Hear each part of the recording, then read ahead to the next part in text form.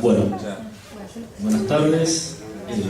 Una vez más, muchas gracias por recibirme en casa, porque acá me crié durante toda mi vida y si habré corrido acá adentro cuando estaba el lugar acá atrás. La historia que nos trae hoy por acá tiene gran importancia este año porque se cumplieron 30 años de la Guerra de Malvinas. Una guerra que fue inaudita por donde se la mire y contradictoria en todos los puntos en los que uno se ponga a estudiar. Cada vez que uno empieza a mirar cualquier tema en la Guerra de Malvinas, tiene una contradicción en sí misma.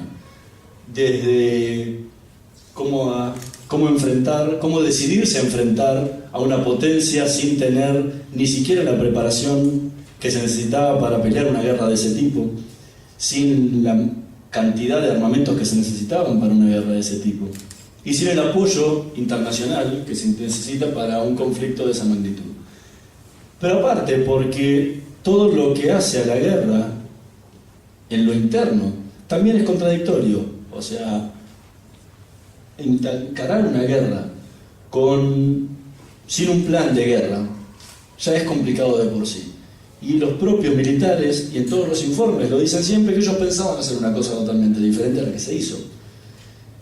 Entonces eso derivó en todas las improvisaciones que se vieron tanto en el campo de batalla como en el momento de movilizar las tropas.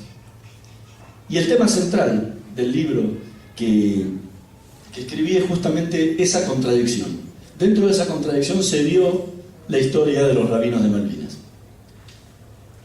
La Argentina, en toda su historia, siempre tuvo una exclusividad para la Iglesia Católica en muchísimos sectores de la sociedad y especialmente las Fuerzas Armadas. Desde casi la época colonial, los únicos que prestaban asistencia espiritual a los soldados, oficiales, suboficiales, civiles y todo quien estuviera rondando las Fuerzas Armadas era la Iglesia Católica, al punto de que hoy en día todavía es un obispado. Antes era un vicariato castrense, hoy es un obispado castrense. Pero los demás credos en el país jamás tuvieron la posibilidad ni siquiera de golpear la puerta y entrar. O sea, no es que la Iglesia Católica tenía la exclusividad y los demás, bueno, en las fiestas o cada vez que lo llamaban podían entrar y prestar una asistencia a la gente de su propio credo que tenía prestando especialmente el servicio militar, que era el lugar donde mayor cantidad de mezcla de religiones había. Eso continúa igualmente hasta el día de hoy. Hasta hoy, el único que puede hacerlo es la Iglesia Católica, a pesar de toda la apertura que han tenido las Fuerzas Armadas en los últimos años, de todo lo que tiene que ver con derechos humanos. Todavía es una cuenta pendiente del país que, por ejemplo, hoy los evangélicos no puedan tener un pastor que les preste asistencia espiritual a los centenares y centenares de oficiales, suboficiales y soldados voluntarios que hay en las Fuerzas Armadas. Pero las guerras todo lo pueden. Y la Guerra de Malvinas logró algo en la historia argentina que quedó en el olvido durante muchísimos años. Y es que un grupo de rabinos pudo ir a prestarle asistencia espiritual a los soldados judíos que estaban desplegados en el sur. Originalmente el plan era que pudieran cruzar a las Islas Malvinas y poder prestarle asistencia también a quienes estaban combatiendo en la guerra. Me imagino que por los diarios y por la televisión constantemente sabrán que hay una diferencia, hay una división muy grande entre los soldados que quedaron en el continente, tanto patrullando las costas como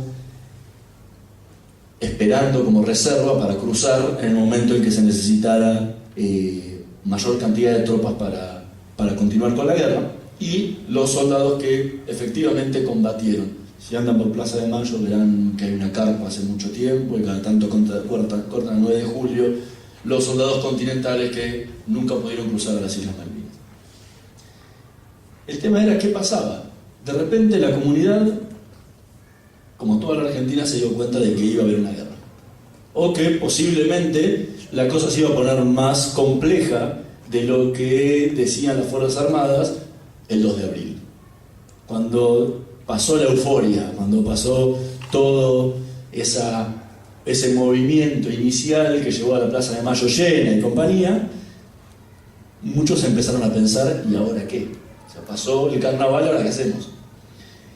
Dentro de la comunidad Betel, y especialmente dentro del núcleo que rodeaba en ese momento al rabino Marshall Meyer, solían tener, después de la ceremonia de Shabbat del sábado, una pequeña ceremonia más privada en la casa de Marshall Meyer, que la llamaban el Kiddushito. Ahí se reunían él, su familia, sus discípulos y gente ligada a Betel y al seminario rabínico. Ahí normalmente se daban muchas charlas, especialmente sobre temas políticos, sobre temas de derechos humanos en ese momento.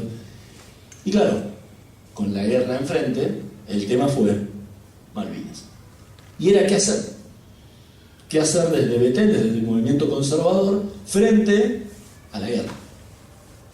¿Había que apoyar la guerra o había que estar en contra? Estamos hablando de mediados de abril, o sea que de guerra no estamos hablando. ¿Había que apoyar la medida del gobierno de recuperar las Islas Malvinas o nos ponemos en contra? Bueno, Meyer decía en contra. Dice, estos tipos son violadores de derechos humanos, son torturadores, son unos dictadores, nosotros no nos podemos poner de ninguna forma del mismo lado que ellos. Más aún si uno toma en cuenta la historia que él venía teniendo desde el 76 al 82. Yo no puedo estar yendo a las cárceles, estar pidiendo por los desaparecidos y por el mismo lado salir a festejarle al gobierno de Galtieri que acaba de recuperar a Malvinas. Pero por el otro lado había un grupo de rabinos y de su gente ahí misma que le decían, no, estamos de acuerdo con lo que vos decís, son violadores de derechos humanos, son torturadores, son represores, dictadores, todo lo que vos quieras, pero las Malvinas son argentinas. Desde que empezamos el colegio primario hasta el último día de estudio, todo el tiempo es las Malvinas son argentinas y son nuestras. Ahora las recuperamos. Si quieren venir los ingleses, que se sienten a negociar ahora. Negociamos 130 años con las Malvinas en poder de ellos, bueno, negociemos ahora con las Malvinas en poder nuestro. Y ahí es donde se plantea un debate entre los dos grupos, y Meyer, el principal promotor de eso era el rabino Baruch Plavnik, que en ese momento era el rabino asistente de Meyer en Betel, hoy rabino de Pardes, y Meyer le dice, ok, si vos pensás tanto así, y hay muchos chicos judíos que están siendo movilizados a la Patagonia, a las Malvinas y todo, bueno, si hay soldados judíos tiene que haber un rabino que los asista. Pensamiento bien estadounidense, eso bien que era estadounidense, que en Estados Unidos donde se mueven tropas va un capellán de cualquier religión sin importar el credo que haya, y hay de todas. Entonces él dice, bueno, si van judíos se mueven los judíos. Bueno, no era tan fácil se mueven los judíos porque acá no existía ni siquiera la idea en medio de la guerra de que pudiera haber un rabino, un pastor o quien fuera de cualquier religión acompañando a soldados de otro credo que no sean los católicos, que sí, el capellán viajaba automáticamente porque como trabaja dentro del regimiento tiene su obligación a que si se moviliza la tropa se moviliza el capellán. Entonces el capellán iba con ellos. Entonces empezaron las negociaciones un poco, hablaron con la gente de la DEI empezó también sus propias negociaciones con el Estado Mayor Conjunto, y a la vez el propio Meyer empezó a presionar desde el lado, con los contactos que él tenía con la Cancillería, la Secretaría de Culto y compañía, para que cerrara en pinza por los dos lados y lograr una mayor presión. Finalmente, después de negarse bastante tiempo durante el mes de abril, el Estado Mayor Conjunto decidió a principios de mayo que daba lugar al pedido de la comunidad judía para que se mandaran rabinos al conflicto de Malvinas. Digo al conflicto de Malvinas porque el primer contingente, o sea, la decisión original del Estado Mayor Conjunto, es que viajaran 3 rabinos. El primer rabino iba a ser el rabino Baruch Plavnik, que como él había pedido ir a asistir a los soldados a Malvinas, ya no había necesidad de pensar cuál iba a ser su destino. Vos querés ir a Malvinas, vas a ir a Malvinas. Entonces ya estaba destinado a Malvinas. Pero la comunidad se planteó un tema que es bastante interesante, porque estas cosas se dan en la guerra, nada más que en la guerra. En otro momento no se le hubiera ocurrido a nadie. Dijeron, bueno, no vamos a mandar un rabino de un solo sector, mandemos de los diferentes sectores que hay en el país. Entonces dijeron, bueno, ok, llamemos un rabino de Lubavitch, llamemos un rabino ortodoxo y va un rabino conservador. Entonces la cuestión, para que tampoco levantar demasiados resquemores dentro de la propia comunidad, iban los otros dos rabinos que iban a designar. El Estado Mayor Conjunto dijo, perfecto, entonces esos dos rabinos que van se quedan en el continente, en los destinos donde están las otras tropas que también necesitan asistencia espiritual. Entonces fue designado el rabino Baruch Plavnik a Malvinas, designó Chabad Lubavitch, designó a quien era el director en ese momento y actualmente también, Tzvi Grumblat, que quedó destinado en Río Gallegos, y el rabino que iba a quedarse en Comodoro Rivadavia, que era quizá el centro más importante de logística que tenían las Fuerzas Armadas para cruzar a Malvinas, el otro era Río Grande, tenían que designar a quién. Entonces dijeron, vamos a designar al rabino institucional. ¿Quién era? El gran rabino de la Argentina, que en ese momento también era el mismo que el actual, que es el rabino Shlomo Ben Amu. Pero Ben Amu estaba enfermo, entonces designó a un discípulo de él para que fuera en su lugar. El rabino es el rabino Efraín Dines, que es de una comunidad del barrio de Flores. Así quedó conformado entonces la primera avanzada que iba a prestar asistencia espiritual. El problema era, ¿qué hacían? Este es un problema increíble que se nos planteó en la guerra.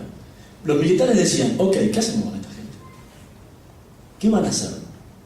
¿Van a dormir en los regimientos como duerme un capellán? No, en un hotel. ¿Van a vestir uniforme militar como viste un capellán católico? Y ahí empezamos, que sí, que no, que sí, que no. Los propios rabinos tampoco querían, por ejemplo, Plavnik no quería saber nada de vestir uniforme militar, porque él iba a las cárceles con Meyer y sabía lo que eran los militares, y decía, yo ni loco me pongo el uniforme. Y los otros decían, sí, nosotros no tenemos ningún problema. Entonces empezó un debate interno dentro de la propia comunidad. ¿Qué hacemos? ¿Usamos uniforme? ¿No usamos uniforme? Uno no podía usarlo y el otro no. Bueno, finalmente, para no tener problemas, dijeron, no lo usamos. Después, ¿somos capellanes o no somos capellanes? Porque si me nombran capellán, es un problema grande, porque pueden imaginarse de cambiar todos los estatutos de las Fuerzas Armadas para incluir un capellán, que significa no solo incluir el capellán, sino que ese capellán hay que pagarle un sueldo. Y como capellán tiene que tener un grado militar. ¿Alguno se imagina a los militares de la década del 70 aceptando que un rabino forme parte de las Fuerzas Armadas con grado militar? No eran cuestiones como a poner a hacérselas improvisándolas en el medio de la guerra. Entonces dijeron, bueno, sí, es un capellán. Listo. No profundicemos más, que vaya, que cumpla con lo que tiene que hacer, pero bueno, lo dejamos ahí, porque si no le hubieran tenido que pagar una pensión vitalicia, hay un montón de cuestiones que era imposible decirlo de un día para el otro. Entonces, que vaya. Pero por el otro lado se planteaba el tema de los propios rabinos. ¿Qué hacemos cuando llegamos ahí? Hay una anécdota interesante que me contaban los veteranos de guerra de Malvinas, es que cuando ellos volvieron y buscaron los que podían hacerlo y tenían dinero como para poder hacerlo, una asistencia psicológica para todos los traumas que habían vivido, los propios profesionales que había en Argentina no estaban capacitados para ese tipo de cuestiones, porque no se estudiaba en la universidad qué hacer con los traumas de la guerra, porque acá no había guerras. Obviamente que en Estados Unidos, en Israel, en un montón de otros, en Francia, en Inglaterra, que participan de guerras todo el tiempo, sí hay especialistas en este tipo de cosas, pero acá no. Entonces los propios psicólogos o psiquiatras tenían que improvisar frente a un caso gravísimo qué hacer para poder tratarlo. Bueno, los rabinos pasaba lo mismo. El rabino sabía oficiar perfecto. Sabía hacer todas las cosas que tenía que hacer, todas las tefilot que tenía que hacer, lo que bar mitzvah, casamientos, entierro, todo bárbaro. ¿Qué hago con un soldado? ¿Qué hago yo en una trinchera en el medio de la guerra? ¿Cómo tengo que actuar? ¿Qué tengo que hacer? ¿En qué tengo que poner el ojo? Bueno, ahí lo mismo. Fue, vamos, y cada uno hizo lo que pudo.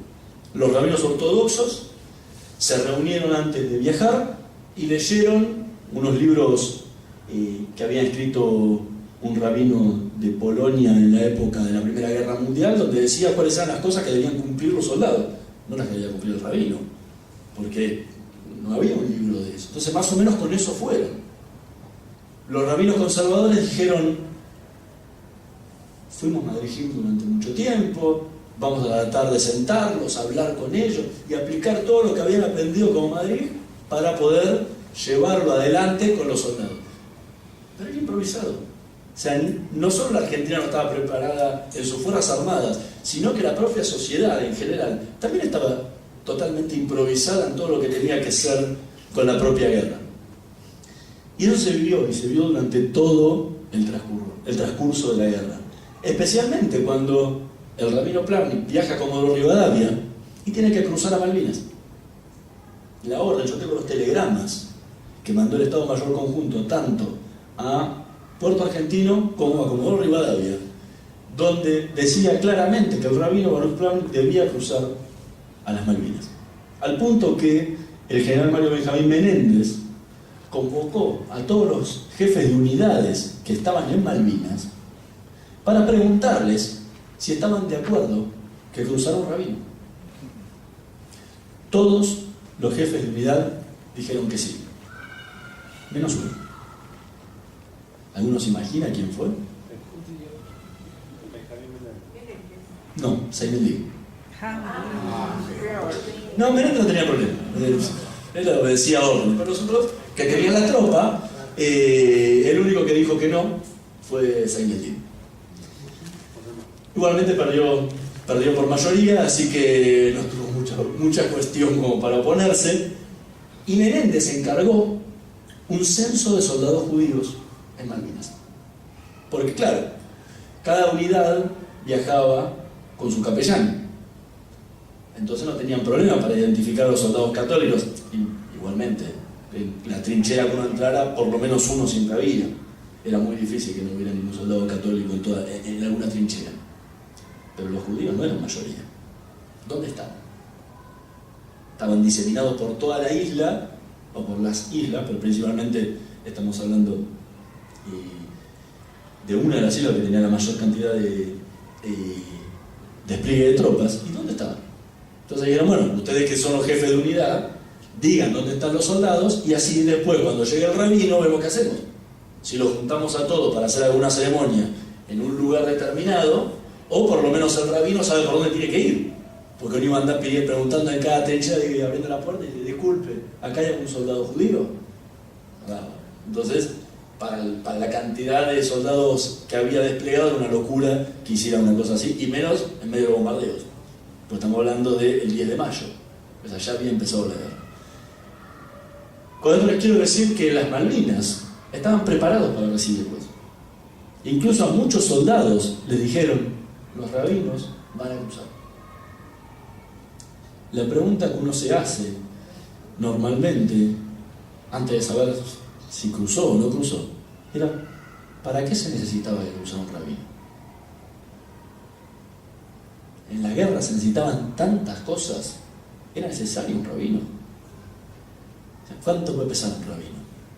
80, 90, 100 kilos, eran jovencitos, así que no estaban tan gordos. 100 kilos de municiones eran más importantes para una guerra, podría pensar alguno. Los chicos estaban muriendo de hambre. 100 kilos de comida, comían unos cuantos. Se estaban muriendo de frío. 100 kilos de abrigo era muy importante. Ahora, ¿era tan importante que cruzaran un rabino?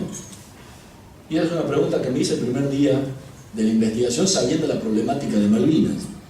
Sí, era muy importante. Y lo comprobé hablando con los propios soldados que pelearon la guerra, que era lo que ellos necesitaban en ese momento. Y la cuestión espiritual es muy importante en una guerra.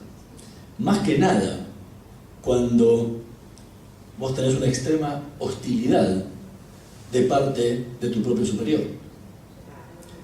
Porque el peor sufrimiento que tuvieron los soldados, en general, no estoy hablando de los soldados judíos, en general los soldados que padecieron los mayores trastornos y torturas en la guerra, no fueron en manos de los ingleses.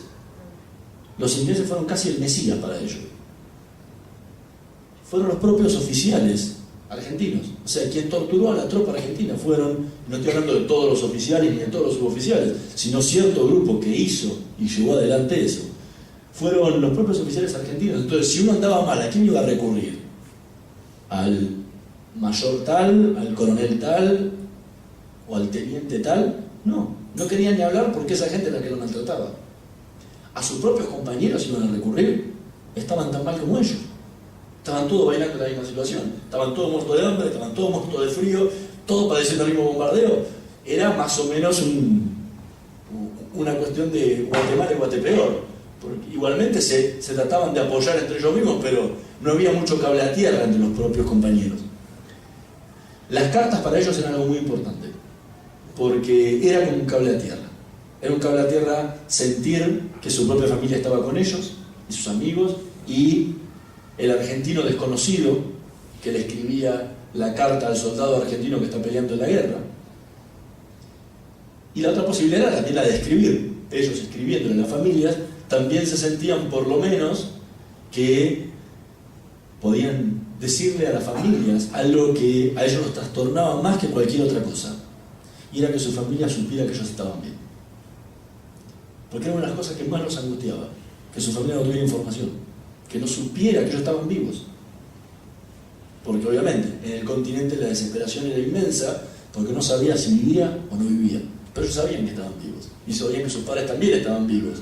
Entonces el no poder escribirles era más angustiante para ellos que todo lo que estaban sufriendo en la propia guerra. Eso se cortó. Cuando empezaron los bombardeos se acabaron las cartas, porque el puente aéreo se hizo mucho más complicado y un general en Comodoro Rivadavia decidió que era mucho, un brigadier, el brigadier Crespo decidió que era mucho más importante cruzar armamento, cruzar repuestos y cruzar especialistas a Malvinas que cruzar cartas. Es entendible. ¿Qué pasaba? Esta gente necesitaba una asistencia espiritual. A diferencia de lo que pasa en Estados Unidos, cuando no hay un capellán en la unidad del mismo credo que el soldado, el capellán de la otra fe lo asiste de la misma forma. No obviamente con todos los tecnicismos que requiere la religión, pero sí con el oído que requiere el que está sufriendo.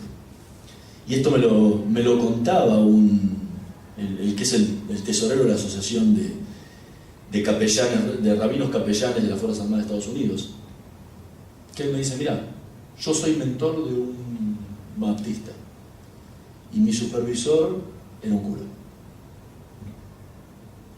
Algo que jamás se nos ocurriría acá dentro de las Fuerzas Armadas. Entonces me dice: si yo voy a la guerra a asistir a alguien, yo no voy a tratar de hacer judío un católico, ni el cura va a tratar de hacer católico un judío, sino es que esa persona pueda estar lo mejor posible en ese momento y lo más cercano a Dios que pueda. Bueno, acá eso no pasaba. La mayoría de los capellanes católicos que estaban en la guerra estaban más dedicados a dar misa y a otras cuestiones que tuvieran que ver con el credo católico que asistir a los demás que quedaban afuera. Al punto que a los propios soldados judíos, en muchos casos, los bailaban mientras los católicos estaban en misa, en la guerra, no en la colimba, sino que los hacían hacer ejercicios y cuerpo a tierra y flexiones y correr mientras los otros estaban rezando. Era como que, bueno, no podés estar cerca, ni siquiera ni participar, por lo menos para la mente, de ponerla en otro lado que no sea la guerra. Ahí empecé a entender por qué era tan importante. Y más que nada cuando uno empieza a escuchar a los soldados y ve el antisemitismo que sufrieron y las torturas que sufrieron los soldados judíos por su condición de judío. Y ahí es donde hace todo más inexplicable. Las torturas en la guerra por parte de los propios oficiales es realmente una locura. Algo inconcebible que, no he estudiado todos los conflictos bélicos que hubo en el mundo, pero creo que en muy pocos casos los propios oficiales torturan a su tropa. Debe haber muy pocos casos en la historia donde alguien maltrata a su propio soldado, que son los que tienen que defenderlo en el momento del ataque. Bueno, acá se dio no solo con los judíos, se dio con todas las religiones, ¿sí? Ahí no hubo discriminación, pero al judío encima lo discriminaban por ser judío. Algo que venía arrastrando desde la colimba, pero en ese momento las torturas eran especialmente sádicas con los judíos. Y el rango que tenían era increíble, porque iba desde la tortura psicológica, verbal, hasta la tortura física. Desde el punto de que le decían a los propios soldados judíos: ¿qué hace acá? Yo usted es judío.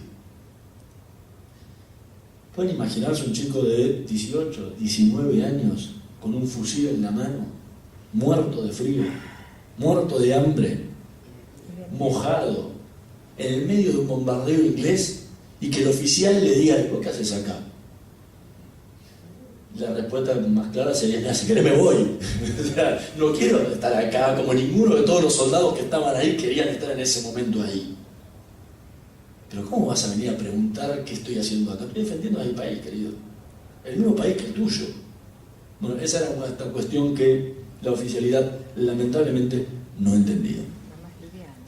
Y la respuesta de muchos soldados cuando le preguntaban si les hubiera sido importante tener un rabino, me dice: ¿cómo que no?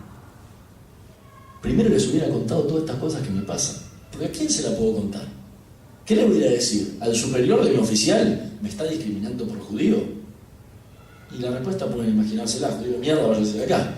O sea, porque ahí la cuestión era uno cubre al otro.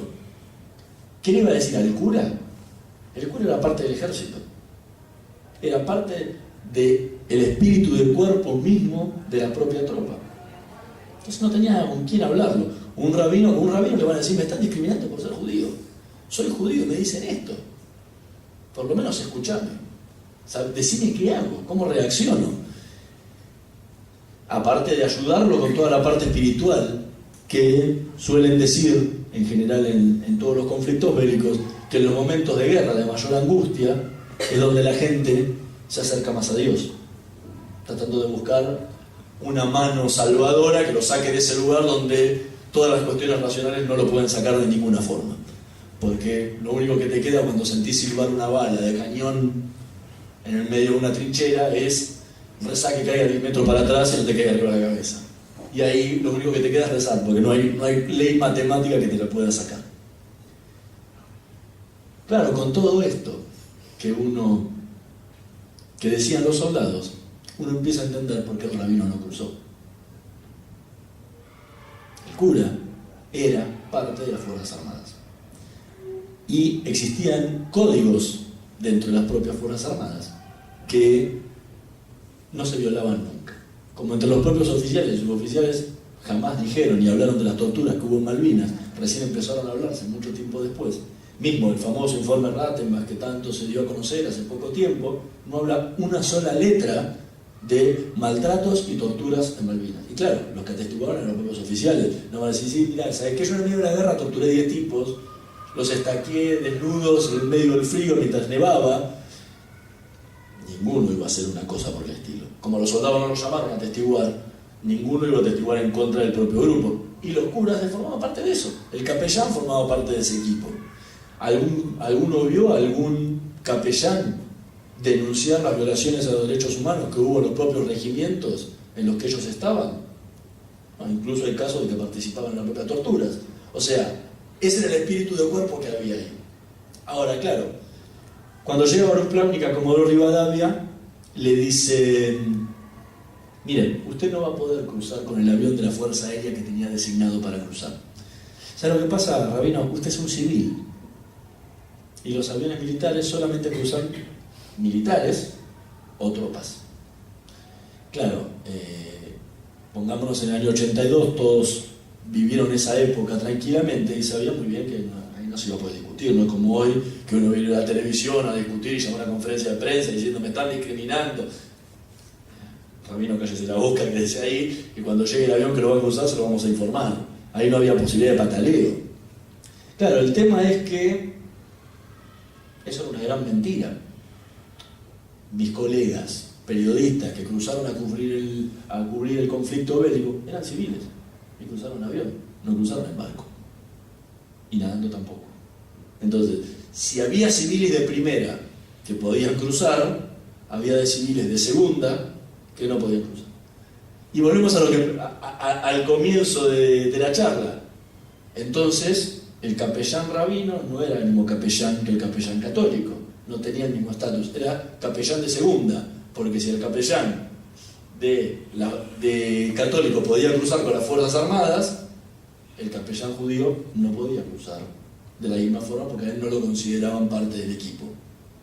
Entonces le dijeron, bueno, es fácil, va a cruzar. No le dijeron nunca que no iba a cruzar. Usted va a cruzar con el avión de la Cruz Roja Internacional, que está esperando acá en Comodoro Rivadavia que le den el visto bueno, un salvoconducto, para que no lo bajen los ingleses cuando intente el cruce. Claro, estratégicamente eso era un problema, porque Argentina simulaba todo el tiempo que la pista de Puerto Argentino estaba destruida y no se podía operar para evitar que los ingleses la siguieran bombardeando.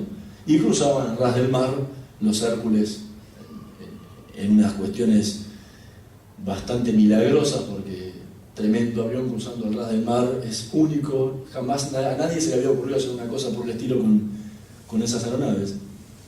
Entonces seguía el cruce. ¿Qué pasa? Si uno le decía a los ingleses hagan un salvoconducto para que el avión, este Hércules de la Cruz Roja, cruce y aterrice en Puerto Argentino, quiere decir que la pista de Puerto Argentino estaba operativa. Entonces cuando aterrizaba el avión de la Cruz Roja y volvía, al otro día venía bombardeo inglés y destruían lo poco que quedaba de la pista para que pudieran seguir haciendo ese puente aéreo. Entonces la Cruz Roja Internacional se quedó esperando en Comodoro a que alguna vez lo dejaran cruzar. Y por otro lado, tampoco querían que cruzaran los de la Cruz Roja, porque iban a ver lo mismo que hablamos recién. Las torturas, el hambre, el frío, los muchachos estaqueados. Eso lo iba a ver la Cruz Roja y se iba a armar la de San Quintín. ¿Por qué?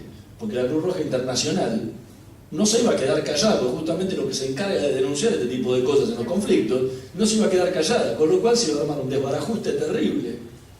Porque ¿quién iba a poder callar? Eran suizos los que tenían que cruzar. ¿Quién iba a poder callar a esos suizos? Nadie.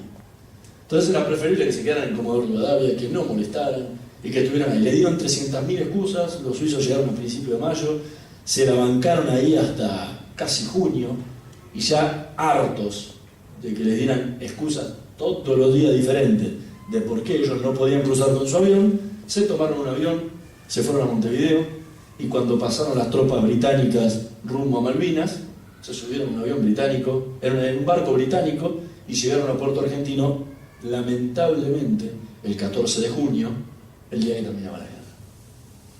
Claro, no pudieron ver nada porque la guerra estaba terminada, y lo único que pudieron fiscalizar fue el trato que le dieron los ingleses a los prisioneros de guerra argentinos en ese momento, para que no hubiera ningún problema y que se cumplieran los tratados internacionales, cosa que ocurrió.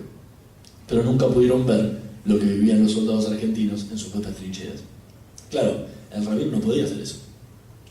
Ustedes se imaginan, en el año 82, el rabino diciendo, bueno, me tienen cansado, me tomo un avión a Montevideo y llego a Montevideo y me subo a un barco. No, un rabino argentino subiéndose a un barco inglés tampoco podía hacer. O sea que el rabino no tenía ninguna posibilidad de moverse del lugar donde estaba. Entonces, ¿qué hicieron? Una vez más, improvisaron. Lo mandaron al rabino Dines, que estaba destinado ahí en Comodoro Rivadavia, a Trelew. Y le dijeron, usted va a quedar con las tropas que están en Trelew, Rawson, Puerto Madryn, todas las bases improvisadas, algunas que estaban ahí de camino para los diferentes destinos, usted se queda acá. A Plavnik, que ya estaba en Comodoro Rivadavia, porque estaba esperando para cruzar, le dijeron, ok, usted se queda en Comodoro Rivadavia, y Grumblat nunca tuvo ningún problema de estas modificaciones, ya estaba en Río Gallegos y quedó destinado ahí. El sistema que utilizaron era un sistema de postas, porque pueden imaginarse que si hoy en día que tenemos comunidades mucho más grandes y todo, uno saca al rabino de la comunidad, muchas comunidades no tienen quien lo suplante, porque obviamente no tenemos 5 rabinos por cada comunidad. Entonces, ¿qué pasaba? Si estos rabinos se iban de su comunidad año 82, no había quien oficial. El único que zafaba ahí era Plavnik, porque era el segundo de Marshall Meyer, así que el que oficiaba era Marshall Meyer. Pero en el caso, por ejemplo, de Felipe Jaffe, que fue el que lo reemplazó a Baruch Plavnik en Comodoro Rivadavia durante el mes de junio, era el rabino del Centro Unión Israelita de Córdoba. Y era el único rabino que había en Córdoba. Se iba él y no quedaba nadie. No quedaba nadie para el colegio, no quedaba nadie para el templo, no quedaba nadie para nada. Entonces no podían ausentarse demasiado tiempo. Así que decidieron hacer este sistema de relevos y, como les dije, Felipe Jaffe lo reemplazó a Baruch Plavnik y Nathan Grumler, el hermano de Tzvi, que es el director de la editorial de Chabad Lubavitch, hoy en día, lo reemplazó en Río Gallegos. Al único que no le dieron reemplazo fue al pobre Dines, que estuvo dando vueltas ahí durante 15 días, volvió a Buenos Aires, y acá en Buenos Aires le dijeron, mira, tomate unos días acá, termina de resolver la cosa en tu comunidad, que te volvés para allá. Pero bueno, con la mala suerte que tuvo, que cuando fue a volver, se terminó la guerra. Entonces no le dieron la posibilidad de ser su propio relevo y volver a la zona de conflicto. Lo interesante acá es lo que se vivió, porque esto llevó a que ocurrieran cosas únicas en la historia argentina. Esta foto que ven acá en la tapa del libro es la foto del primer Kabbalat Shabbat que se hizo en la historia de las Fuerzas Armadas Argentinas. Nunca había ocurrido algo así. Y esto es lo que hace más interesante lo que hizo más interesante la razón del libro, porque es un hecho histórico. En 200 años, o sea que más de 200, ya 202, que tenemos de bicentenario, nunca había pasado algo así en la historia argentina. Y ocurrió en el medio de una guerra, ocurrió en el medio de una dictadura, ocurrió en el medio de una dictadura que estaba acusada internacionalmente no solo por las violaciones a los derechos humanos, sino por el antisemitismo que había en los propios centros clandestinos de detención. O sea, en ese clima se dio algo así, inaudito, como le decía, contradictorio como es Malvinas, porque si uno dijera que el momento ideal para hacerlo podría haber hecho, bueno, democracia con el gobierno tal, nada, año 82 en el medio de una guerra. Y lo que se dio ahí fue también increíble para los propios soldados, porque los soldados, cuando lo primero que hicieron los rabinos fue ir a visitarlos a los lugares de despliegue, los soldados no podían entender qué hacía ese tipo ahí parado, porque venían sufriendo antisemitismo ellos, tanto ahí desplegados como en la colimba, y de repente le dicen un paso adelante los soldados judíos. Pueden imaginarse la cara de los muchachos. El que la venía piloteando, escondiéndose, algún sefaradí que no lo habían descubierto, hasta ese momento dijo, ¿qué hago? ¿Doy el paso adelante o no lo doy? ¿Para qué? Aparte ahí no había mucha duda, no podía decir, no, yo no voy a... Usted judío viene, porque como me ordenaron que los judíos vengan, los judíos tienen que ir, acá no es, bueno, a ver si el judío quiere venir o no, judíos tienen que venir, usted me tiene que reunir a todos los soldados judíos para que el rabino hable con ellos, el cabo, el que obedecía la orden, no es que sí que no.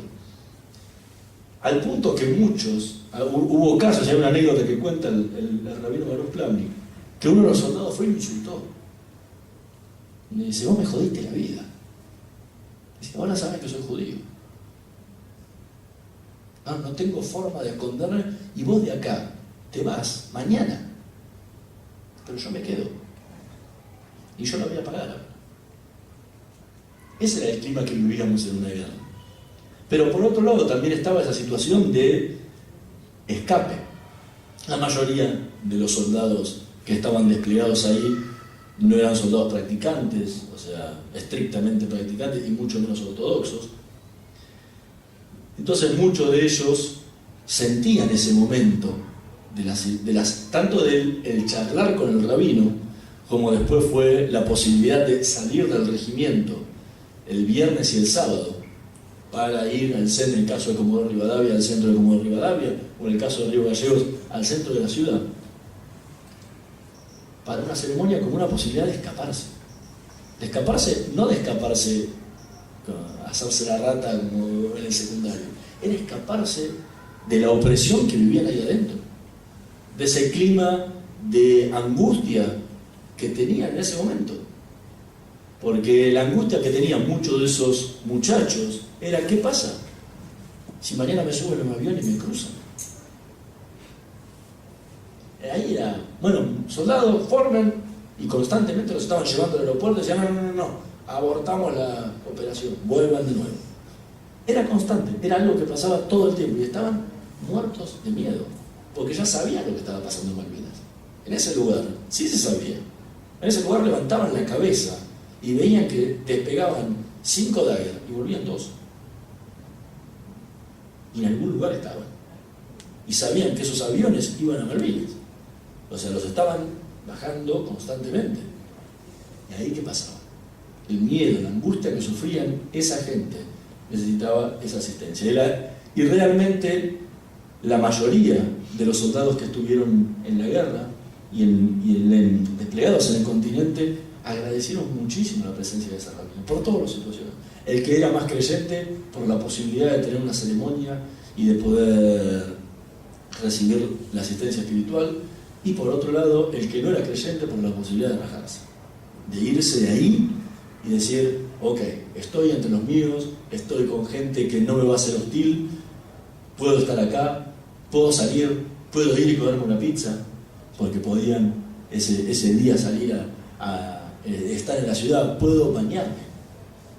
Y ahí las comunidades judías del sur ayudaron muchísimo, porque la comunidad judía, especialmente la de Comodoro Rivadavia, que era la más grande de la región, de permitir a los soldados que salieran, que se bañaran en sus casas, comían en sus casas, dormían, ese sábado a la noche dormían en sus propias casas, les daban la ropa de los hijos para que se vistieran y estuvieran ahí. Gente que hacía 1 mes, 2 meses que estaba durmiendo en un galpón sin techo, con 10, 15 grados bajo cero, recordado por la gente de Comodoro Rivadavia como uno de los inviernos más crudos que sufrieron durante décadas.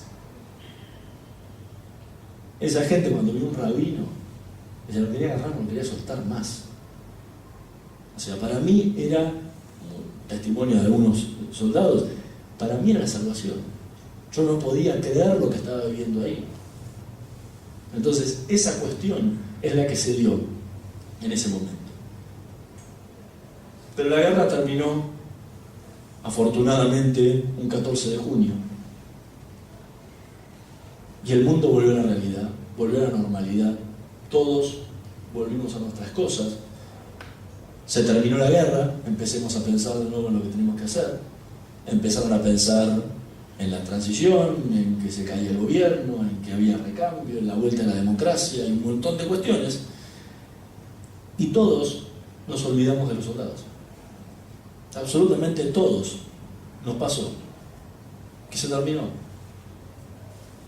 La misma gente que había estado juntando dinero, joyas, alimento, mandando abrigo, tejiendo pulóveres, bufandas y lo que fuera, y mandando al sur como para que lo pudieran usar los soldados, y toda la movilización que hubo en toda la sociedad y en la comunidad judía, en todas las comunidades se juntó dinero, se juntaron alimentos, se juntaron ropa, se juntó de todo, se organizaron mismo. La Sociedad Hebraica Argentina organizó un acto en conjunto con ACOAG y en el Estadio de Obras, donde cantaron los principales músicos de la época, participaron personalidades de la comunidad judía, que iban de Marcos Aguinis, Kovatlov y muchísimos, en ese propio acto cantó el Cuarteto Supá y no me acuerdo si Víctor Heredia, no me acuerdo, era una lista muy grande de artistas, participó Sipenikovsky, todos los grandes personajes de la cultura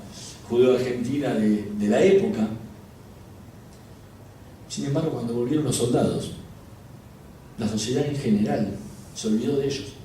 Volvieron metidos adentro de un micro con las ventanas tapadas para que no viéramos la vergüenza de la derrota. Y esa gente quedó 30 años sin nada. Quedó olvidada. Todos nos acordamos del 2 de abril porque, bueno, hasta hace un tiempo largo, era un fin de semana largo que se corría el coso, entonces todos aprovechamos para irnos. Pero nunca nos preguntamos qué pasó con esos chicos, hoy ya no son chicos, son gente de 50 años. ¿Qué pasó con ellos estos 30 años? Y las propias instituciones de la comunidad judía y los propios religiosos que viajaron a prestar asistencia espiritual a los soldados jamás se preguntaron si esa gente necesitaba algo. Y esa creo que es la herida más grande que tienen o que tenían hasta por lo menos este año los veteranos de guerra de Malvinas judíos. Porque la movilización incluso de la DAIA, de decir vamos a mandar rabinos para asistir a nuestros soldados. O sea, estaban preocupados por los soldados. Sabían que había soldados judíos peleando en Malvinas. Y estaban muy preocupados porque esos soldados recibían asistencia espiritual en un momento muy difícil. El 15 de junio se olvidaron. Nunca se pusieron a pensar, ok, ¿necesitarán algo los soldados judíos que pelearon la guerra de Malvinas cuando retornen al continente? ¿Necesitarán alguna ayuda psicológica? Es raro para nosotros como comunidad que tenemos tanta experiencia de las historias que se cuentan en Israel y que se saben de lo que son las guerras en general. La comunidad jamás se preocupó en pensar si esa gente necesitaba, aunque sea algo. Que no importa, no sé, se podría conversarlo en el momento, pero desde una posibilidad de asistirlos espiritualmente, de asistirlos psicológicamente, peor aún, y esto no tiene que ver con la comunidad judía, sino con la sociedad en general, cuando volvían y querían trabajar, eran los loquitos de la guerra, nadie les daba trabajo. Cuando muchos de ellos, cuando volvieron a la universidad, los dejaron libres, porque ni les reconocieron, no se presentaron en ese cuatrimestre, ni les reconocieron la posibilidad del examen. O sea, volvieron, le dimos la espalda y encima ni nos ayudamos. Y nosotros como comunidad le cabe una fuerte, porque hasta el día anterior, hasta el 14 de junio nos estábamos preocupando porque ellos estuvieran bien, pero el 15 ya no nos importaba más si estaban bien, ahora que se arreglen. Y eso lo sufrieron muchísimo, incluso los propios rabinos, que habían estado en contacto con una semi-realidad, porque la realidad que vivían, obviamente, en el sur no era la misma realidad de los bombardeos en la guerra, pero vivían un montón de realidades que posiblemente los soldados que estuvieran en Malvinas estuvieran viviendo también, porque si escuchaban de antisemitismo acá, posiblemente hubiera pasado allá. Si había en el continente, donde teóricamente el alimento abundaba, había trincheras en las que se pasaba hambre, frío. También da que pensar que uno podría pensar que en Malvinas, donde la logística era mucho más difícil porque había que cruzar el mar en aviones, también podría parecer eso o peor todavía. Sin embargo, nadie se ocupó de ellos nunca más. Y eso fue algo que como sociedad y como comunidad fue una cuenta pendiente muy grande que nos quedó por saldar en estos 30 años. Y que los propios soldados sentían con muchísimo dolor en cada una de las entrevistas que le hacían. Preguntaba, ¿qué te hubiera gustado que hiciera la comunidad? Y la respuesta era muy, pero muy simple. Que nos diera un abrazo. Nada más que eso. Que nos diera una muestra de afecto. Simple como eso. Los veteranos de guerra de Malvinas cobran pensiones del gobierno nacional, cobran pensiones del gobierno provincial o de la ciudad de Buenos Aires, según donde vivan. No necesitan dinero. sus pensiones son muy buenas, ¿sí? Planes de salud tampoco necesitan, tienen planes de salud, necesitan afecto, nada más que afecto, no pedir nada extravagante que la comunidad no pudiera hacer. Sin embargo, ya durante estos 30 años, ningún dirigente comunitario se preguntó un 2 de abril, no pido durante todo el año, un 2 de abril, ¿no habrá habido un judío en la guerra? Para que se den una idea, el libro de los 70 años de la DAIA, ¿sí?, donde la DAIA repasó los 70 años de historia argentina, donde hubo eventos importantes en los que la DAIA participó, salta del año 72 al año 83. Desde el año 78 al año 83. En el año 82 en Argentina, para la DAIA, no hubo una guerra. No pido que digan, mandamos rabinos. No hubo una guerra, no hubo un evento importante para la Argentina, que fue la única guerra del siglo XX en el país, ni siquiera aparece nombrada con una letra. Ni que pensar en qué asistencia y ayuda le podían dar, si ni siquiera se acordaron que hubo una guerra para marcar en esa época. Y lamentablemente las propias autoridades, cuando se enteraron, hace ya 3 años, de que estos soldados padecían una situación así, tampoco hicieron nada. Yo mismo me encargué de hablar con el presidente de la DAIA y comunicárselo y decirle, esta es la situación que viven los muchachos estos. Lo único que están pidiendo es un abrazo. Es fácil. Ahora van a realizar un brindis en el salón de actos de la DAIA, les dan un diploma, ¿sí?, hacen un pequeño discurso. Esos muchachos van a ser las personas más felices del mundo. No se necesita nada. No tienen que hacer investigación de nada. Acá tienen los teléfonos, las direcciones, los nombres de cada uno de ellos, sus celulares. Solo tienen que poner una secretaria a que los llamen. Son muchos. Hasta ese momento yo había contabilizado unos 30. ¿Cuánto puede tardar? Una tarde en llamar a 30 personas. ¿Cuánto puede costar hacer unos diplomas?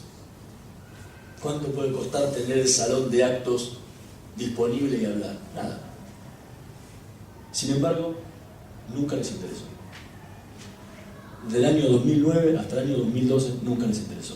Al punto que los soldados tuvieron que ir a pedir, por favor, en diciembre de 2011, a golpear la puerta a la DAIA y decirle, por favor, ¿por qué no nos hacen un homenaje? Ustedes se pueden imaginar a un sobreviviente de la Shoah yendo a golpear la puerta de la DAIA y decirle, ¿por qué no nos hacen un homenaje? Está bien, hay Yom Shoah y se hacen actos todos los años, pero en Malvinas jamás se hizo algo. Y le fueron a pedir por favor, y le respondieron con un maltrato inaudito. ¿Qué nos pasa como sociedad? ¿Qué nos pasa como comunidad? Las entidades que nos representan a la comunidad judía como judíos, le damos la espalda a los judíos como judíos que necesitan algo. Y no solo, no es a cualquier judío, es encima de todo a un judío que dio la vida por la patria y que es el ejemplo que contrarresta todas las acusaciones que nos hicieron los antisemitas durante décadas del que el judío no era argentino. Ese judío no solo era argentino, sino que se fue a jugar la vida por la patria. A ese judío nadie ni siquiera le prestó atención, a sabiendas de lo que necesitaba y de lo dolido que estaban estos 30 años. Afortunadamente, cuando la DAIA no hizo nada, la AMIA decidió hacerlo. Y este año tuvieron 3 homenajes los veteranos judíos de Malvinas. El primer homenaje se hizo en Betel. El rabino Danny Goldman, cuando se enteró de que la situación que estaban viviendo, los soldados, organizó una ceremonia en Betel, en el marco de un Kabbalat Shabbat, los convocó a todos ellos a Betel. Fue el viernes 28 de marzo, creo que cayó viernes. Los convocó a todos ellos. Su prédica fue sobre el olvido, sobre la memoria y sobre cómo nos olvidamos nosotros de nuestra propia comunidad. hablando obviamente de lo que pasaba. Los soldados no sabían ni qué iba a pasar. Estaban invitados a un cabaret chaval donde les iban a hacer un homenaje. Nadie sabía qué. Terminó la prédica. Uno de ellos, que es pianista, tocó una canción. Nadie sabía quién era, lo convocaron ahí a tocar y nadie sabía por qué convocaban a esa persona. Había cerca de 700 personas en Betel. Y después de que terminó, el rabino Dani Goldman convocó a las 2 chicas que estaban haciendo el bat en ese momento y a 2 madrijim que había seleccionado especialmente. Y llamó uno por uno, con nombre y apellido, a los soldados a que subieran a la bimá con él. Pueden imaginarse que se pararon de entre ustedes. Estaban sentados como cualquiera, con sus familias, en el medio de la gente, y se fueron parando. Y posiblemente el que estaba sentado al lado miraba y no podía creer que tenía a un veterano de guerra de Malvinas sentado al lado. Se fueron parando y subieron todos juntos, y los chicos les entregaron una medalla en homenaje a los 30 años de la guerra. Y la rabina que está en Betel Silvina Chemen le leyó una carta donde le pedían disculpas por los 30 años de olvido que había tenido la comunidad con ellos. El silencio era total. Todos habrán ido a una ceremonia, un Kabbalat Shabbat, y siempre que había mitzvah van chicos y los llantos y los gritos que puede haber de cualquier chico que está en una ceremonia. Ni los bebés lloraban. Era un silencio increíble. Terminó eso y bajaron. Cada uno volvió a su lugar. Cuando bajaron de la bimá en ese momento, se paró toda la gente que estaba sentada en la ceremonia y aplaudieron, algo que no es normal dentro de un templo, de una forma impresionante. Nunca en mi vida viví una ceremonia como la que se vivió ese día en Betel. Lloraba medio templo y la otra mitad moqueaba. Los soldados lloraban todos arriba de la bimá, y cuando bajaron, nunca le va a alcanzar la vida para poder agradecer ese momento. Eran las más felices del mundo. Cuando salían y terminó la ceremonia no tenían palabras para agradecer lo que habían vivido y lo que habían esperado 30 años de su comunidad. Después, un par de semanas después, la GAMIA hizo otro homenaje en el que, en el auditorio, en el subsuelo de la AMIA, un homenaje muy sentido también, donde los convocaron a que cada uno de los veteranos sea abanderado de las macabiadas tanto nacionales como las que se van a ir haciendo durante este año en las diferentes etapas, juveniles, adultos y compañía. Y la AMIA también les dio una sorpresa única que ninguno de ellos esperaba. El Keren Kayemet donó un árbol que hoy en día en Israel lleva el nombre de cada uno de ellos, que fue plantado especialmente en homenaje a los 30 años de la Guerra de Malvinas. Finalmente la DAIA en junio hizo el último homenaje, que fue un homenaje mucho más político y mucho más frío, y lo sintieron ellos así, de esa misma forma. Un homenaje que duró 20 minutos.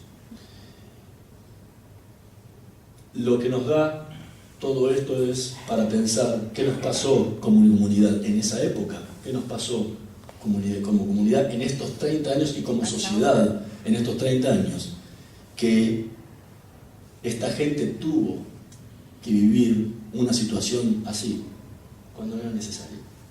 Y más aún, cuando ni siquiera ellos decidieron formar parte de la propia guerra. Cuando ellos fueron una víctima más de los maltratos y de los abusos que se vivieron en la dictadura. A esa gente que estaba más necesitada, durante 30 años le dimos la espalda. Afortunadamente, los años redondos llegan, y con eso llegan también los homenajes y llegan los reconocimientos que tanto tardaron en llegar. y afortunadamente este año todas esas cosas se dieron. Si quieren, quedamos abiertos a preguntas. Yo quiero hacer una pregunta. Por lo que vos contaste es interesantísimo, y felicitaciones. Quiero saber, porque se deduce de lo que dijiste, que a raíz de tu investigación se consigue lo que se consiguió en este homenaje de los 30 años. ¿Es así? ¿Fue así? En parte sí. En parte sí, porque lo que se conoció fue una realidad. Una realidad que nadie sabía. O sea, qué era lo que habían padecido los soldados en la guerra y qué era lo que habían padecido los soldados también en el continente. Y eso despertó un poco a la comunidad de su letargo, y no solo para los actos homenajes grandes. A partir de ahí empezaron a invitar de muchísimos colegios a esos mismos soldados a dar charlas, de colegios judíos, ¿no? Colegios municipales, esto siempre existió. Empezaron los clubes o pequeños templos a invitarlos a dar charlas, pequeños y grandes templos. Comunidades del interior empezaron a convocarlos. Fuimos con veteranos a Córdoba, a Corrientes, a Tucumán, íbamos a ir a Santa Fe, a La Plata. O sea, empezaron las comunidades del interior mismas también a interesarse por ellos también y hacerles homenajes, y empezaron a aparecer cosas muy interesantes. Nos pasó en Córdoba que fuimos a dar una charla con Silvio Katz, que fue casi uno de los símbolos que quedaron de toda esta historia por el nivel de torturas al que fue sometido durante la guerra. Y me imagino que todos lo habrán visto, aunque sea en algún canal, o lo habrán escuchado en algún programa de radio, porque pobre, después de eso salió en todos los medios. Y estábamos en Maccabi Noar de Córdoba, y en el country, dando la charla, y de repente en el medio del público se paró, en el momento de las preguntas, se paró un muchacho. Y dice: disculpen, pero voy a tratar de hablar, pero se me seca la voz, se me seca la boca, no puedo hablar, no me salen las palabras. Y era un veterano de guerra de Malvinas judío que vivía en Córdoba. Y ninguno de los cordobeses que estaba al lado sabía. Y el testimonio que dio era durísimo. Terminó la charla y estábamos parados charlando, y me dice: por favor, no te lleves la silla, porque me voy a desvanecer. Hacía 30 años que no hablaba de la guerra. Entonces, esa posibilidad de escuchar a un veterano y que le hicieran un homenaje y todo, le permitió hablar, y le permitió que lo conocieran y que se conociera lo que él había vivido en ese momento en la guerra. Entonces, sí, tuvo un disparador que fue el libro, y principalmente más que el libro, lo que más impacto, obviamente por una cuestión mediática, generó fueron las notas que salieron en los diarios, en televisión y en radio, que despertó mucho más a la opinión pública en general, que obviamente que los libros, para leerlos los compran, uno prende la televisión y ve los programas, pero todo esto que se movilizó generó un impacto muy grande en la comunidad. Hola, sí, yo primero quiero agradecerte la charla. Me hiciste sentir culpable por no haber hecho nada. No era la idea tampoco. Me hiciste lagrimear también, como en aquellas ceremonias. Y quiero preguntarte, ¿qué sabés cómo les fue durante esos 30 años a esos muchachos? Porque por otro lado hubo suicidios, hubo muchas situaciones terribles. ¿Qué sabés de eso? De los que encontré yo, porque tampoco mi libro fue una idea de encontrar a todos los soldados judíos, porque el libro obviamente trataba sobre un montón de otras cosas, y el tema de los veteranos en Malvinas era una parte del libro. O sea que no encontré a todos los veteranos judíos que hay, primero porque es una cuestión muy difícil. Hay 10.000 veteranos de guerra de Malvinas, y habría que llamar por teléfono a cada uno para preguntarle si es judío, porque por ahí es de madre judía, él se considera judío y tiene cualquier apellido que jamás a uno se pensaría, entonces nunca estaríamos con la certeza de cuántos hay. aquellos con los que yo pude hablar, con los 30 que hablé durante la guerra, los soldados judíos tuvieron una suerte, que es la composición de la comunidad judía de la época, una clase media, que tuvo posibilidades de darle asistencia a sus propias familias. En la gran mayoría, no a todos le pasó lo mismo, cada uno lo vivió diferente. Pero entonces pudieron sus propios núcleos familiares ayudarlo. Estos casos que les decía que bueno, los propios psicólogos no sabían, era porque los propios padres podían mandarlos a un psicólogo a que lo ayudara.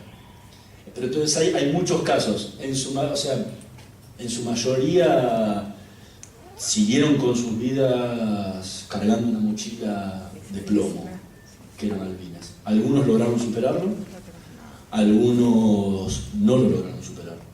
Algunos tienen secuelas de la guerra, al día de hoy todavía, y algunos, Malvinas es un tema del que no se habla. Incluso no me quisieron hablar, porque me dijeron, mira, yo esto ya lo enterré en alguna parte de mi vida y no quiero volver a revivirlo nunca más.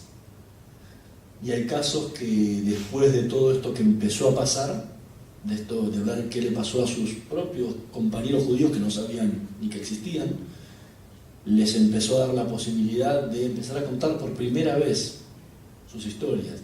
Entonces esto tiene, cómo la sobrellevó cada uno, también dependió de los núcleos familiares con los que vivieron, de las posibilidades. Hay algunos que fueron heridos de guerra, hay casos increíbles. Hay un caso de un soldado judío que había hecho el servicio militar en Córdoba, era porteño, pero había hecho servicio con los paracaidistas en Córdoba, y volvió de la guerra y se convirtió en corresponsal de guerra.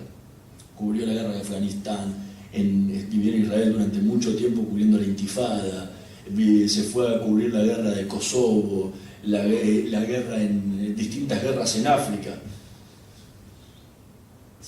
Hay algunos que son médicos, otros que son abogados, periodistas. En general en su vida le fue bastante bien, pero por sus propias vidas, no por la cuestión de la guerra. Pero en todos ellos la guerra es una herida muy grande, muy muy grande. Cada uno la pudo sobrellevar de la mejor forma posible, y hay algunos que todavía le cuesta sobrellevarla al día de hoy. Hay gente que no quiere volver a Malvinas ni de cerca, y hay gente que desea volver a Malvinas de cualquier forma. El caso de Silvio Katz, que ustedes lo conocen, ahora en diciembre festeja sus 50 años con un viaje con toda la familia malvinista. Eso, ¿cómo se llevó la guerra? Es muy difícil. O sea, como la posguerra, cómo la hizo cada uno. No tiene que ver con los soldados judíos en general. Afortunadamente padecieron mucho menos que los chaqueños y correntinos, que de repente llegaron y tuvieron que ir al campo a trabajar de vuelta sin núcleos familiares que los contuvieran ni nada por el estilo, y arreglate como puedas.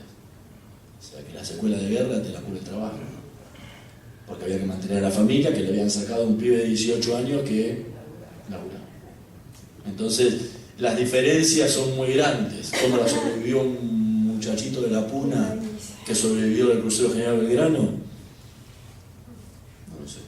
Eso es cada uno. Pues es una pregunta muy difícil de responder, porque no hay una unidad completa que digamos así. A todos les pasó esto. Lo que puedo decir es que todos padecieron la posguerra en mayor o menor medida de la forma que cada uno pudo, y trató de rehacer su vida como mejor se le ocurrió o pudo hacerlo según las posibilidades que tuvo.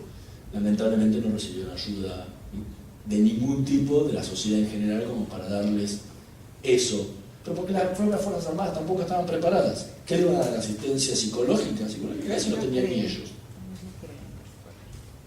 Y durante muchísimo tiempo se pelearon entre las Fuerzas Armadas y el gobierno de Alfonsín, que fue uno de los gobiernos que menos hizo por los veteranos de guerra de Malvinas. Se pelearon porque cada uno los consideraba como del otro. La sociedad los consideraba como militares, y los militares los consideraban civiles. O sea, se tiraban la pelota de los soldados de un lado para el otro. En el medio quedaron ellos, que nadie le daba bola. No tenían la asistencia que tenían los militares, y estaban con todos los problemas que tenían los civiles. Para colmo, Semana Santa, todos veteranos de guerra de Malvinas. Y Alfonsín no tiene mejor idea que decir, son héroes de Malvinas los que están ahí, peor. Todos me quedaron metidos dentro de la misma bolsa y los soldados quedaron en medio de la nada. Para que se den una idea, la primera pensión que cobran los soldados cobran en el gobierno de Menem. Si no me equivoco, es el año 91. No, 92, se habían pasado 10 años de la guerra, donde no habían recibido nada. Y era una jubilación mínima, que se pueden imaginar que era muy baja. ¿Se acuerdan de Roma Plá? Que peleaba por la jubilación mínima porque se morían de hambre los jubilados. Bueno, eso lo cobraba un veterano de guerra de Malvinas en esa época. Entonces, con todo eso, la sobrellevaron como pudieron. No tuvieron mucha ayuda de ningún lado. Entonces, cada uno hizo su vida como mejor improvisó y se lo juró. Sí, en realidad vos hiciste una pregunta durante la exposición. Si es que en algún ejército, en algún momento de la historia, los oficiales torturaron a sus propios soldados, como ocurrió acá, o no. Tengo una respuesta muy parcial para eso, pero no sé, como es muy dura y cruel, si querés después lo vemos personalmente, si no lo compartimos con todos. Sí, compartirlo no hay problema. Nunca un oficial va a torturar a su propia tropa, porque corre el riesgo que después ese soldado maltratado lo mate. Bueno, los soldados... Es la lógica que se enseña en todas las academias militares. Bueno, no la aprendieron, porque, por ejemplo, los soldados decían, en el caso de Silvio Cárcel era muy particular, porque él decía que los propios compañeros de él, ante la impotencia de lo que le pasaba, decían, esta bala se llama Flores Ardoino. En el momento en que entremos en combate, lo matamos nosotros. Y así, muchísimos casos de los oficiales que torturaban, estaban los propios soldados y dijeron, en la balacera, este cae primero. Y no solo por eso, sino porque cuando venga el ataque, el que va a tener que defenderte, también va a ser el soldado. Nosotros te pueden matar, sino que aparte tiene que defender. Entonces, de ahí viene la locura y la incongruencia de un oficial o un suboficial torturando al soldado. Porque el soldado, más allá de todo, te tiene que defender. ¿Se sabe cuántas bajas hubo en cuanto a...? ¿En total en Malvinas o de soldados judíos? No, de estos soldados. No, de soldados judíos, afortunadamente, y vuelvo a decir lo mismo, por la cuestión metodológica que lleva a saber quiénes son los soldados judíos, también es bastante difícil saber si hay.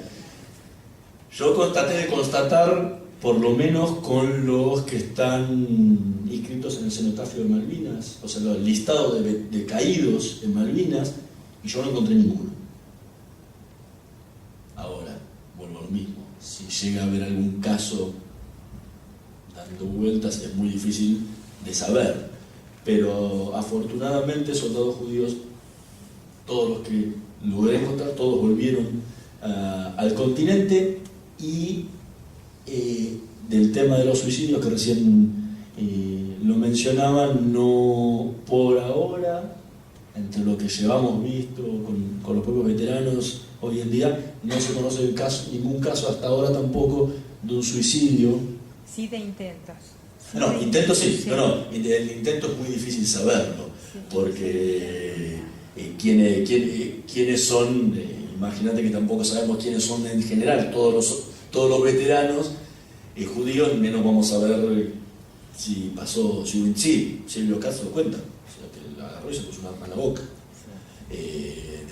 tiempo después de que volvió Malvinas, así que esos casos puede haber, pero de suicidios en general hasta el día de hoy no se conoce ningún caso. El primer veterano judío murió hace 2 meses.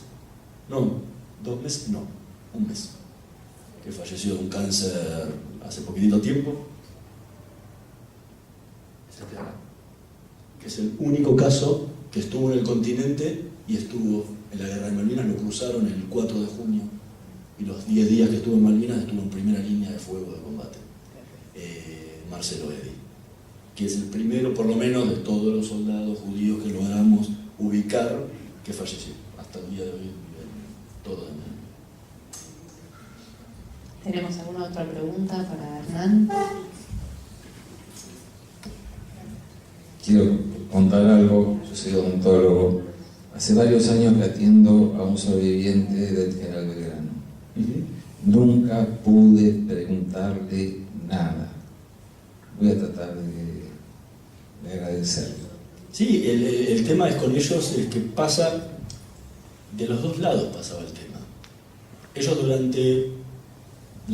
hablando de la mayoría, y es algo que ahí me causó mucho dolor escuchar en algunas ocasiones, que le dijeron, ¿por qué tardaste? A Silvio le preguntaban especialmente, ¿por qué tardaste 25 años en contar tu historia? Y él dijo, porque tardé 25 años en poder hablar de Malvinas. Porque la herida que tenía interna y poder asimilarla me llevó 25 años. Y en la presentación del libro, cuando se hizo en Cúspide, contaron una anécdota interesante. Hace poquitito tiempo falleció la última sobreviviente del Titanic. Tenía como 105 años.